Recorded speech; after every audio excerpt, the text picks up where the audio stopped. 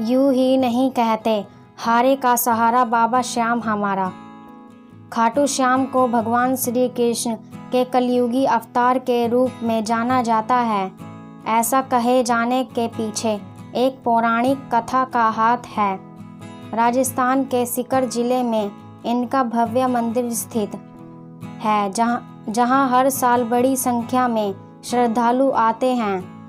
लोगों का विश्वास है कि बाबा श्याम सभी की मुरादें पूरी करते हैं और रंक को भी राजा बना सकते हैं। कौन है बाबा खाटू श्याम? बाबा खाटू श्याम का संबंध महाभारत काल से माना जाता है। यह पांडुपुत्र भीम के पौत्र थे। ऐसी कथा है कि खाटू श्याम की अपार शक्ति और क्षमता से प्रभावित होकर श्री कृष्ण ने इन्हें कलयुग में अपने श्याम नाम से पूजे जाने का वरदान दिया। खाटू श्याम की कथा। लक्षागृह की घटना में प्राण बचाकर वन वन भटकते पांडवों की मुलाकात हिडिंबा नामक की राक्षसी से हुआ। यह भीम को पति रूप में प्राप्त करना चाहती थी। माता कुंती की आज्ञा से भीम और हिडिंबा का विवाह हुआ, जिससे घटोत्कच का जन्म हुआ। घटोत्कच का पुत्र हुआ बर्बरिक, जो अपने पिता से भी शक्तिशाली और मायावी था।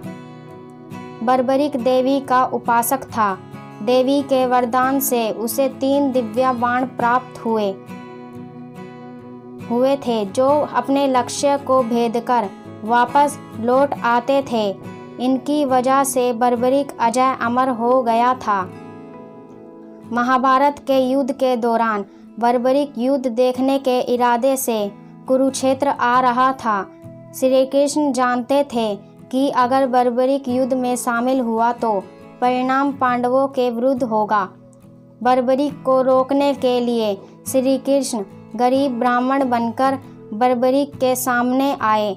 अनजान बनते हुए श्री कृष्ण ने बर्बरिक से पूछा कि तुम कौन हो और कुरुक्षेत्र क्यों जा रहे हो। जवाब में बर्बरिक ने बताया कि वह एक दानी योद्धा है, जो अपने बाण से ही भारत महायुद्ध का निर्णय कर सकता है। श्री कृष्ण ने उसकी परीक्षा लेनी चाही, तो उसने एक बाण चलाया, जिससे पीपल के पेड़ के सारे पत्तों में छेद हो गया। एक पत्ता श्री कृष्ण के पैर के नीचे था, इसलिए बाण पैर के ऊपर ठहर गया। श्री कृष्ण बर्बरिक की क्षमता से हैरान थे और किसी भी तरह से उसे युद्ध में भाग लेने से रोकना चाहते थे। इसके लिए श्री कृष्ण ने बर्बरिक से कहा कि तुम बड़े पराक्रमी हो, मुझ गरीब को कुछ दान नहीं दोगे। बर्बरिक ने जब दान मांगने के लिए कहा तो श्री कृष्ण ने बर्बरिक से उसका शीश मांग लिया। बर्बरिक समझ गया कि यह ब्राह्मण नहीं कोई और है और वास्तविक परिचय देने के लिए कहा। श्री कृष्ण ने अपना वास्तविक परिचय दिया तो बर्बरिक ने खुशी खुशी शीश दान देने स्वीकार कर लिया। रात भर भजन पूजन कर फाल्गुन शुक्ल द्वादशी को स्नान पूजा करके बर्बरिक ने अपने हाथ से अपना शीश श्री कृष्ण को दान कर दिया। शीश दान से पहले बर्बरिक ने श्री कृष्ण से युद्ध देखने की इच्छा जताई थी। इसीलिए श्री कृष्ण ने बर्बरिक के कटे शीश को युद्ध अवलोकन के लिए एक ऊंचे स्थान पर स्थापित कर दिया। युद्ध में विजय श्री प्राप्त होने पर पांडव विजय का श्रेय लेने हेतु वाद विवाद कर रहे थे। तब श्री कृष्ण ने कहा कि इसका निर्णय बर्बरिक का शीश कर सकता है। बर्बरिक के शीश ने बताया कि युद्ध में श्री कृष्ण का सुदर्शन चक्र चल रहा था, जिससे कटे हुए वृक्ष की तरह योद्धा रणभूमि में गिर रहे थे। द्रौपदी महाकाली के रूप में रक्तपान कर रही थी।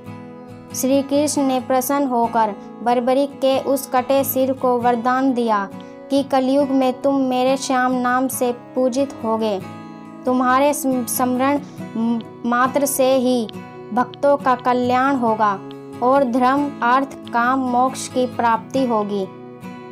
स्वप्न दर्शनों उपरांत बाबा श्याम खाटू धाम में स्थित श्यामकुंड से प्रकट हुए। श्री कृष्ण विराट शालिग्राम रूप में संवत 1777 से खाटू श्याम जी के मंदिर में स्थित होकर भक्तों की मनोकामनाएं पूर्ण कर रहे हैं। हर साल लगता है खाटू श्याम मेला। प्रत्येक वर्ष होली के दौरान खाटू श्याम जी का मेला लगता है। इस मेले में देश विदेश से भक्तजन बाबा खाटू श्याम जी के दर्शन के लिए आते हैं। इस मंदिर में भक्तों की गहरी आस्था है। बाबा श्याम, हारे का सहारा, लखदातार, खाटू श्याम जी, मोरवी नंदन, खाटू का नरेश और शीशदानी का, इन सभी नामों से खाटू श्याम को उनके भक्त पुकारते हैं। खाटू श्याम जी के मेले का आकर्षण यहाँ होने वाली मानव सेवा भी है। बड़े से बड़े घराने के लोग आम आदमी की तरह यहाँ आकर श्रद्धालुओं की सेवा करते हैं। कहा जाता है ऐसा करने से पुण्य की प्राप्ति होती है। खाटू श्याम जी के चमत्कार। भक्तों की इस मंदिर में इतनी आस्था है कि वह अपने सुखों का श्रेय उन्हीं को देते हैं। भक्त बताते हैं कि बाबा खाटू श्याम सभी की मुरादें पूरी करते हैं। खाटू धाम में आस लगाने वालों की झोली बाबा खाली नहीं रखते हैं।